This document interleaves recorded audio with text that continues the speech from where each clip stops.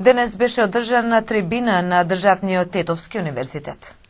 Предлог законот за спречување и заштита од дискриминација, кој е во расправа пред Собранието на Македонија и Охридскиот рамковен договор, беа клучна тема на трибината одржана на Државниот Тетовски универзитет.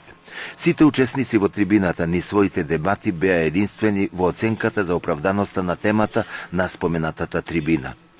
Со своји предлози и мислења, како и сознанија од практиката, дебатираа представници од Институтот за политичко-правни истражувања при Универзитетот Свети Кирил и Методи од Скопје, од Правниот факултет на Универзитетот во Тетово, невладината организација Месечина од Гостивар, Македонскиот центар за меѓународна соработка и други. Неопходно е да разговараме за сузбивање на видовите на дискриминација, низ случки во секојдневното живење и практиката и низ разговори за стереотипите и предрасудите, подвече во својата дебата Мирјана Најчевска.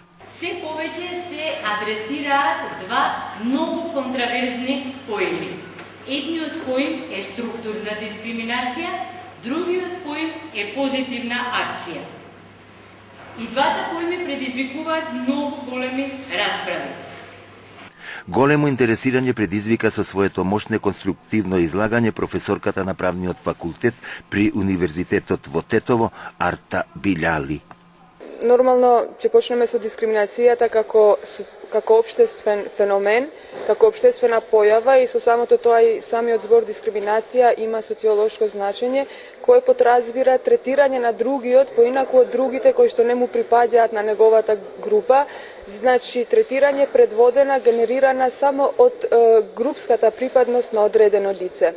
Дискриминацијата во правниот речник е нешто спротивно со еднаквоста, кое што во хиерархијата на вредностите на човекот, слободно можам да кажам дека според некои истражувања е третата поред после правото на живот, правото на слобода, третото е правото на еднаквост, кое што е многу битно за човечкото суштество.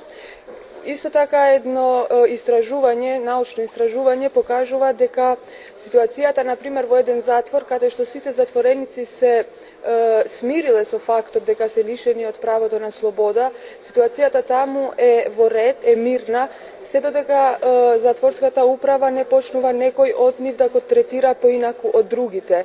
Тоа значи дека за луѓето е битно да бидат еднакви со другите, без разлика од колку и да бидат лоши, например, условите во кои што тие живеат, во еден затвор, например, само ги задоволува тоа што сите живееме во овие услови и сите се третираме еднакво на овие услови. На студентите на крајот им препорачував како нивен предавач дека се надоврзав со една филозофска реченица: немој да му го правиш на другиот тоа што не сакаш другиот да ти го направи тебе, и ги повикав да почнат со акција сега. Нека бидат и оние првите кои што нема да дискриминираат никому и сигурно како фидбек и тие во блиска иднина нема да бидат дискриминирани. Значи тоа е како општествен феномен е во рацете на самите луѓе, на самите нас.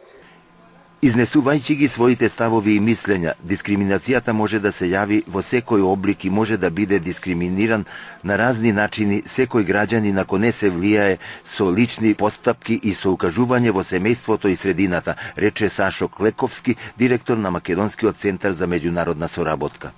Охридскиот рамковен договор ги уредува правата на етничките заедници како група, како колективитет. Институцијата Народен правобранител служи за заштита од дискриминација на граѓаните како индивидуи, значи не како колективитети, меѓутоа само во органите на државната управа. Со овој закон за спречување и заштита од дискриминација се заокружува системот за заштита од дискриминација и за еднаквост, значи се вклучени и приvatниот сектор, значи сега можете да барате заштита од дискриминација, например, во приватна институција, во приватна фирма доколку се работи, и секако се уредува постапката за граѓаните, бидејќи ние најчесто сме дискриминирани како граѓани, како индивидуи по било која основа. Неопходно е да се влијае и придонесува во заштитата од дискриминација и без да биде донесен законот. Таков убав практичен пример веќе има во Универзитетот во Тетово, каде по поволни услови студираат и роми со ниски приходи во семејството, рече на дебатата Мухамед Точи, председател на невладината организација Месечина од Гостивар и еден од иницијаторите за оваа трибина. Ова беше една од значајните активности поврзана со проектот Македонија без дискриминација, финансиски поддржан од Европската канцеларија во Скопје.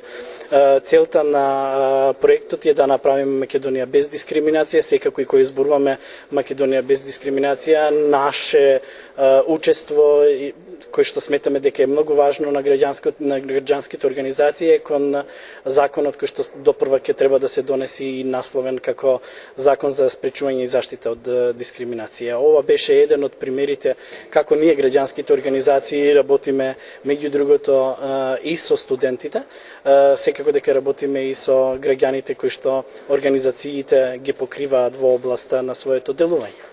Секако дека не треба да го чекаме законот. Јасно е дека секој од нас не би требало да ја врши дискриминацијата. Меѓутоа, дискриминацијата некогаш се врши и кога знаеме и кога не знаеме. Дискриминацијата се токму и заради тоа